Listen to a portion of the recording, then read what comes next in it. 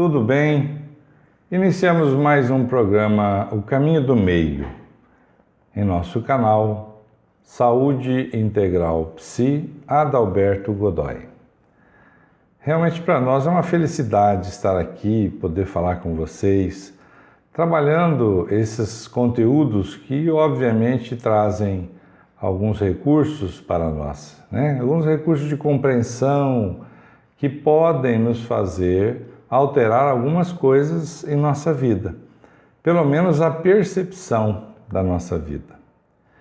E hoje nós vamos trabalhar uma virtude chamada decoro. O que é o decoro? Decoro seria o quê? A decência, né?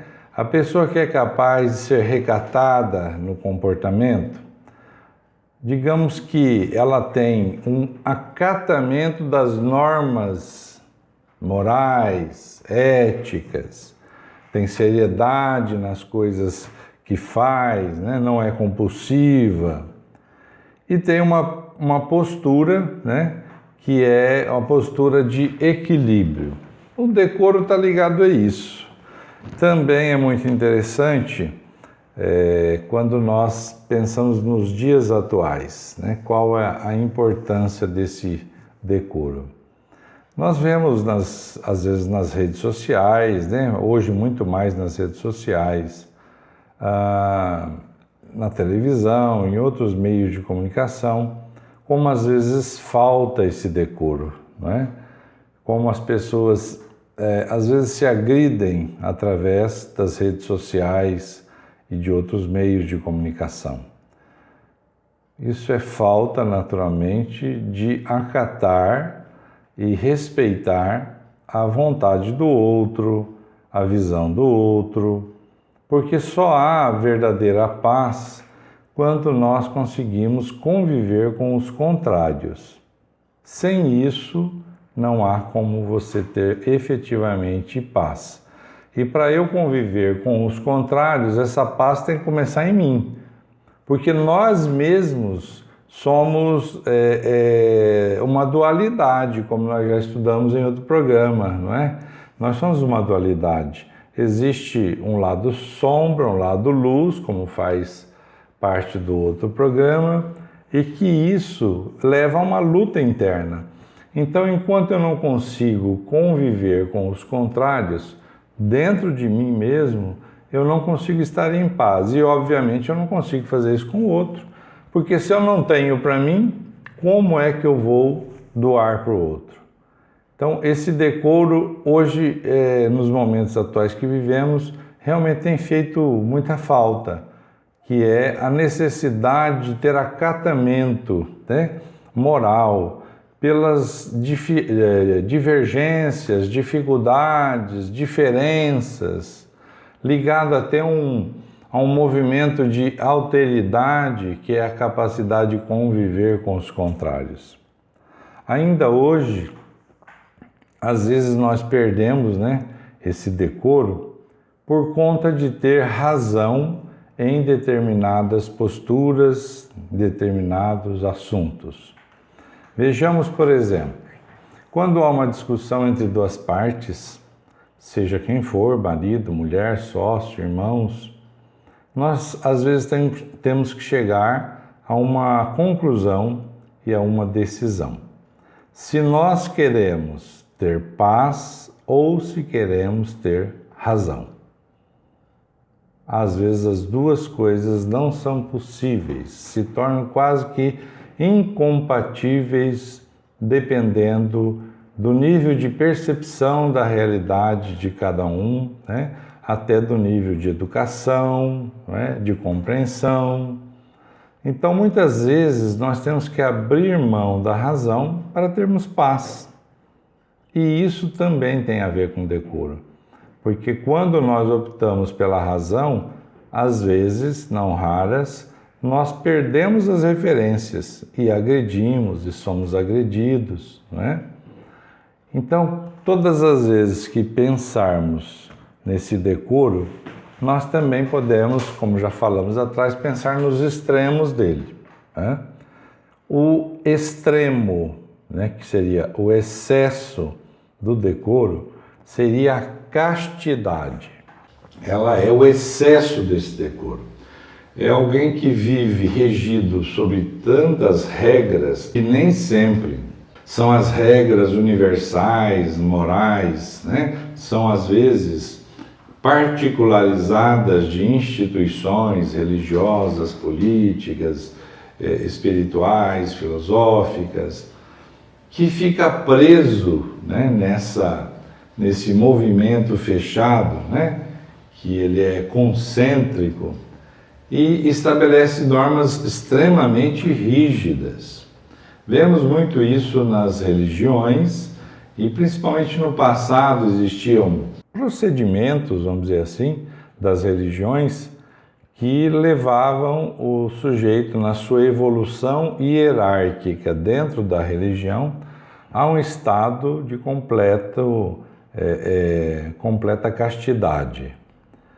Nós podemos dizer que, como não é natural para o ser humano essa castidade, boa parte das pessoas que se propunham não davam conta. E aí, por não viver explicitamente os seus impulsos, desejos, né, propensões, ele vivia implicitamente, ou seja, escondido, né, nos esconderijos físicos e psíquicos.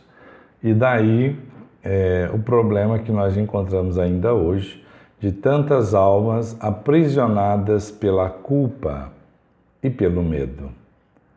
Então, nesse movimento do excesso, né, do decoro, nós encontramos um meio aprisionador de consciências, porque nós temos que viver a nossa realidade terrena. Para um espírito muito evoluído, angelical, a castidade não é castidade. A castidade é um movimento natural de desprendimento de tudo. Ele não tem que fazer força para ser daquele jeito e nem fugir da natureza dele para ser daquele jeito. Ele simplesmente evoluiu e chegou a um patamar de consciência onde determinadas coisas não se encaixam mais. Mas quando a gente coloca essas metas que são sobre-humanas para serem vividas agora na nossa condição de evolução atual, obviamente gera sofrimento e muitas vezes uma impossibilidade de ser realizado. Pensando então nesse extremo, que seria o excesso, né, desse decoro que é a castidade, nós pensamos no outro excesso, que é a falta. A falta da castidade gera um movimento vicioso chamado luxúria. Luxúria é quando nós temos a intenção, consciente ou inconsciente, de atingir a máxima profundidade e expressão nos prazeres, sejam eles quais forem.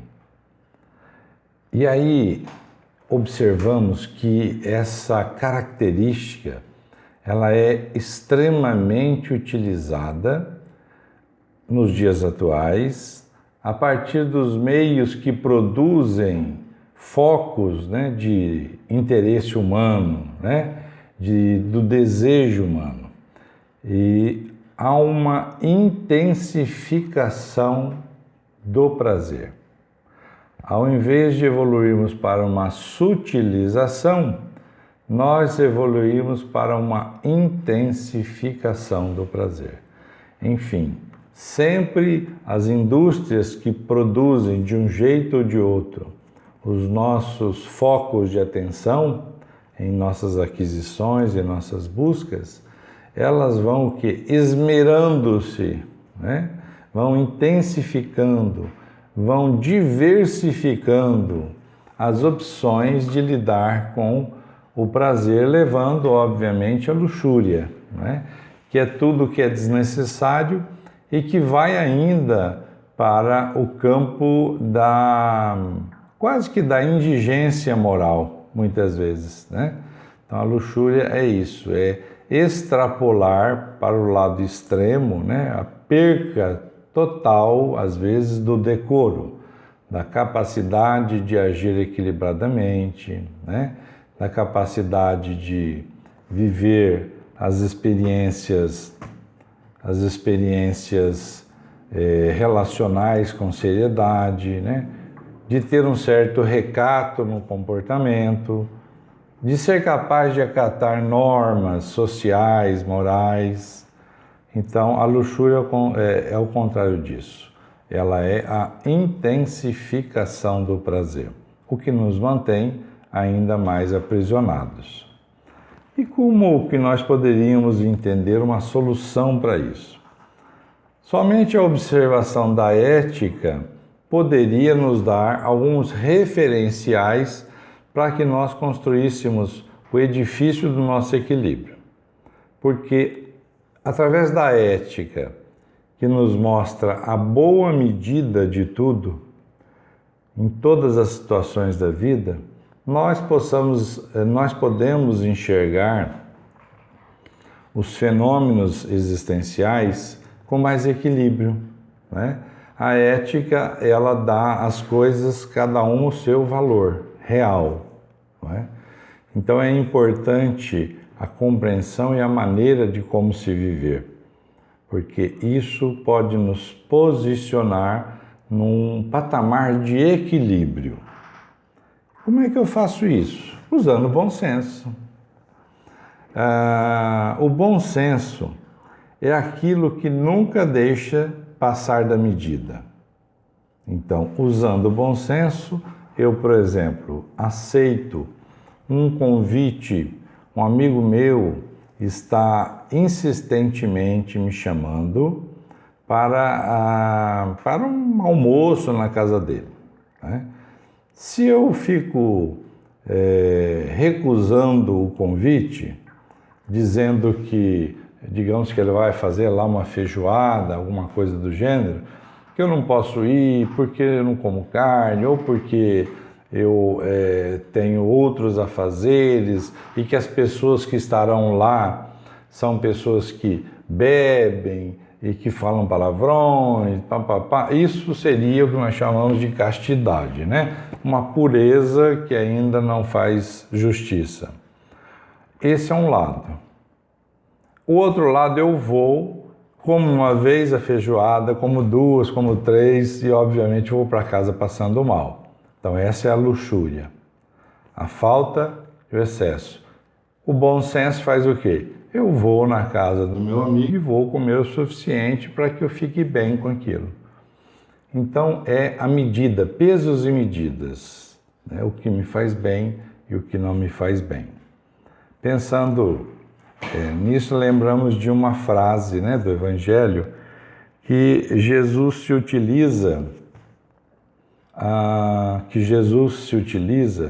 no momento em que a mulher adúltera vai ser apedrejada.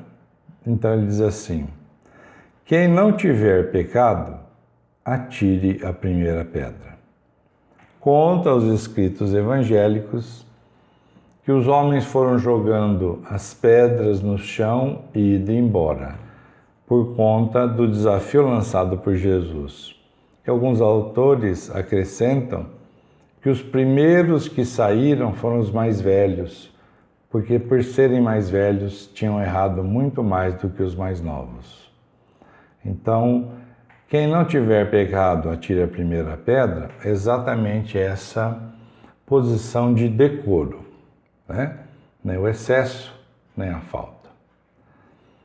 Pedimos a você, meu amigo, que divulgue o nosso trabalho, compartilhe, faça a sua inscrição e toque no sininho das notificações. E, portanto, somos muito gratos a isso. Namastê.